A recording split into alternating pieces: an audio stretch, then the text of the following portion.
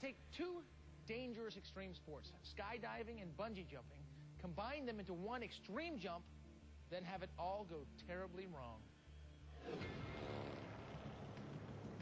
Amateur thrill seekers Greg Jones and good friend Mike McGee are about to try out their idea for a whole new extreme and very risky sport they've named Parabungee. Complicated and dangerous, it will be their first high-speed attempt at what they call the ultimate combination of skydiving and bungee jumping.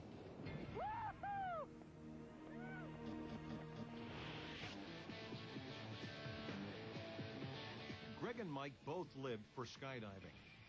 Greg's wife, Cheryl, understood, although she was always worried one day she'd get a phone call saying Greg had been seriously hurt. Yeah, I had pretty much psyched myself for that and figured that any time would be the end. But the skydiving addiction reached its peak when Greg and his skydiving partner Mike got together and came up with the idea for Parabungee. Mutual friend and cameraman Tim McMahon explains how it began. They had this idea of let's create the world's highest bungee jump. That's how it all started. Finally, on the day of the jump, Mike and Greg feel they're ready to try the Parabungee at what skydivers call terminal velocity. That's the maximum speed a human body will freefall, a breathtaking 120 miles an hour. Their friend Tim is alongside to videotape the dangerous stunt. Let's go.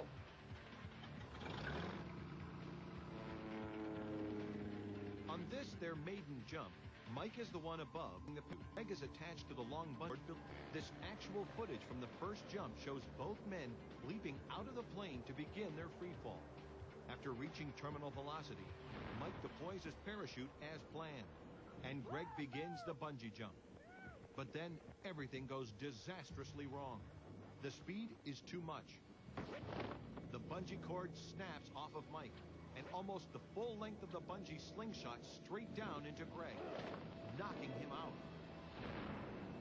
Greg is hurt, unconscious, and dropping like a rock.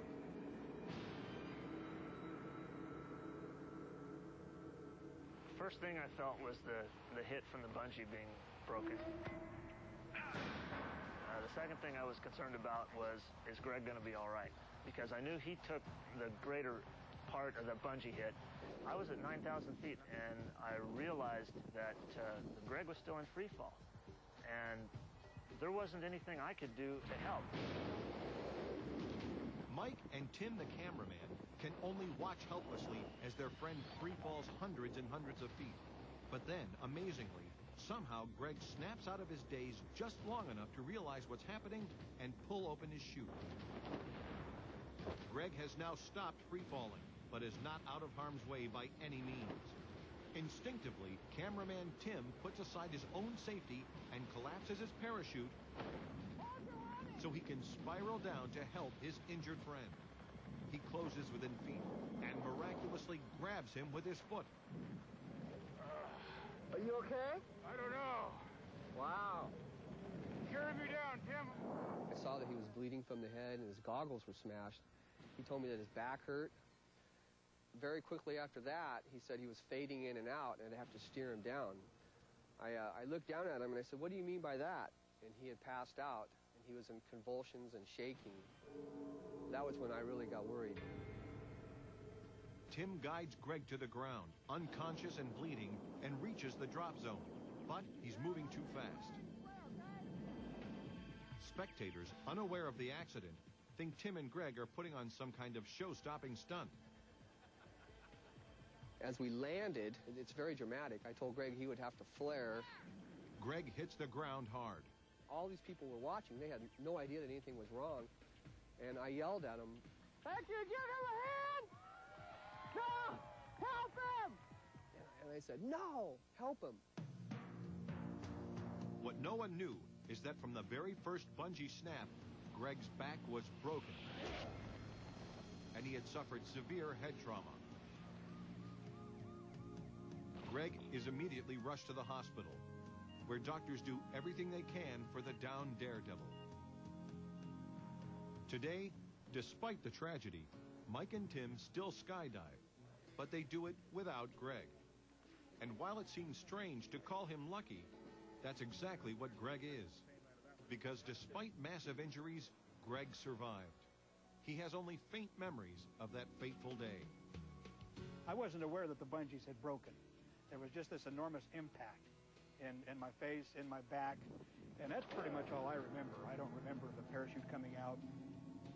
And while he can no longer skydive, that's okay with Greg, because his close brush with death has made him realize there's more to life than thrill-seeking. I live for my family. I do the things that we all do on a daily basis. But the difference is I appreciate them on a different level than I had before. So I can take their face in my hands, look them in the eye, I can say I love you, and they know that. We'll be right back.